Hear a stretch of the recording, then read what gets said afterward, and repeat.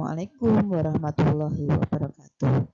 Anak-anakku kelas 5, hari ini kita akan belajar tema 6, subtema 1, pembelajaran 4, suhu dan kalor.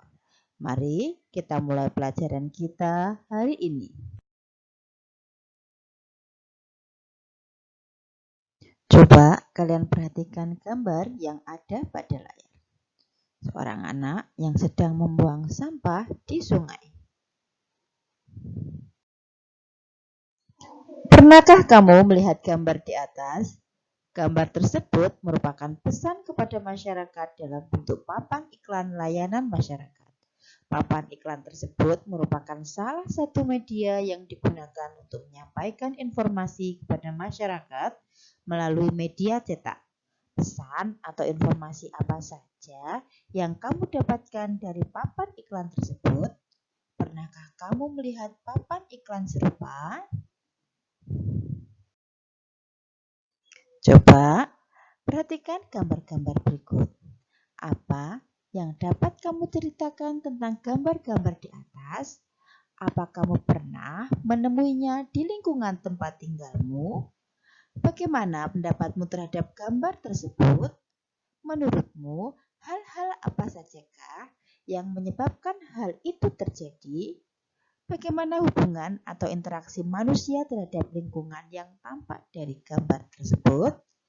Ya, tampak sampah berserakan di mana-mana. Kalian perhatikan ya gambar yang ada di layar. Sekarang, mari kita baca bersama-sama bacaan yang berjudul Pengaruh Negatif Interaksi Manusia dengan Lingkungan Alamnya. Manusia tidak dapat hidup tanpa mengandalkan lingkungan alamnya. Dari alam, manusia memperoleh banyak manfaat untuk memenuhi kebutuhannya. Pertanian, perkebunan, perikanan, peternakan merupakan bentuk-bentuk interaksi manusia dengan lingkungan alamnya. Untuk memenuhi kebutuhan hidupnya, manusia memelihara alam sedemikian rupa agar dapat dimanfaatkan dengan baik untuk memenuhi kebutuhan manusia dan makhluk hidup lainnya. Tetapi, tidak semua interaksi manusia dengan alam berdampak baik bagi alam. Perilaku masyarakat yang suka membuang sampah sembarangan misalnya dapat merusak lingkungan alam di sekitarnya. Membuang sampah di sungai dan di laut dapat merusak makhluk hidup lain yang ada di dalamnya.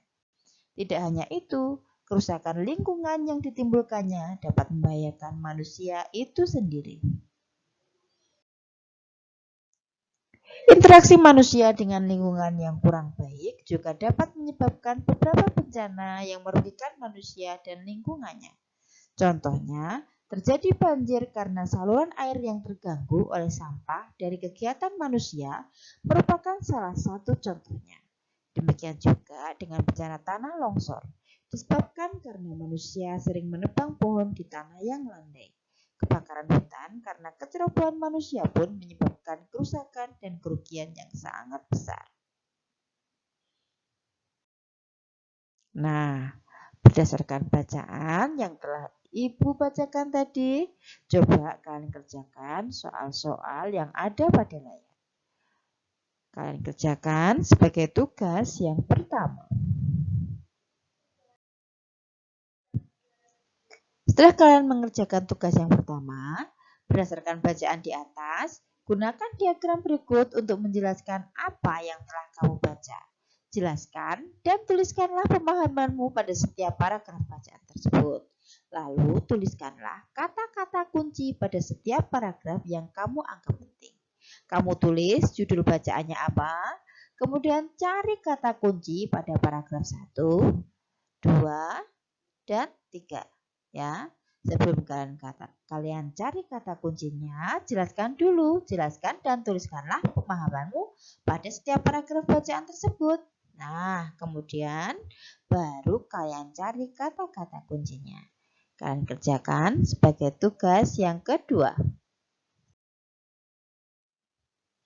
Anak-anakku, sekarang mari kita membaca bacaan yang berjudul Kewajiban Warga Negara dan Siswa. Apakah yang kamu rasakan jika sekolahmu dipenuhi dengan sarana belajar yang kotor, penuh coretan dan rusak? Demikian juga dengan dinding sekolah yang penuh coretan, buku siswa yang sobek-sobek, kamar mandi sekolah yang kotor, dan bangku-bangku kelas yang penuh dengan tulisan-tulisan.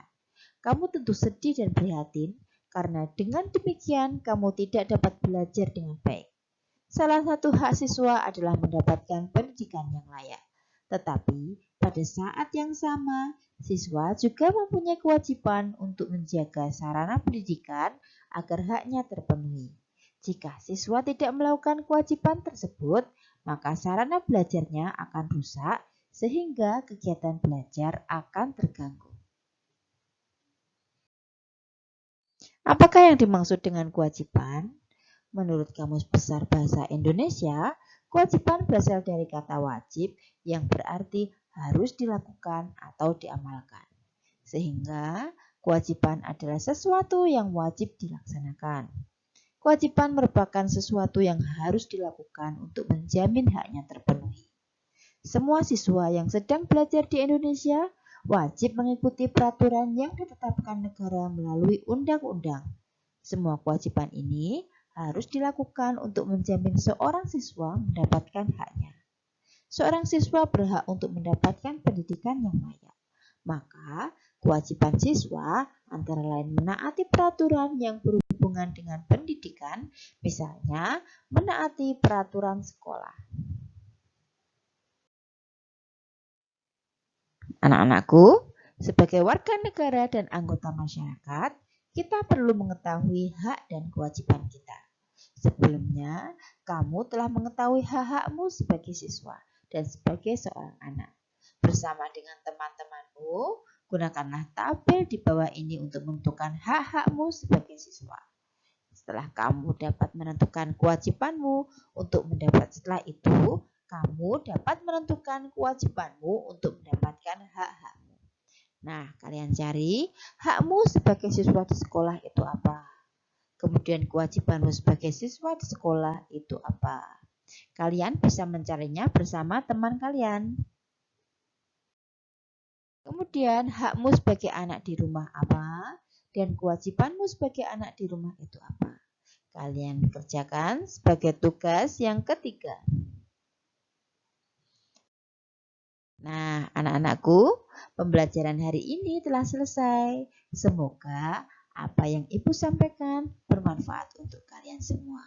Kurang lebihnya Ibu mohon maaf. Wassalamualaikum warahmatullahi wabarakatuh.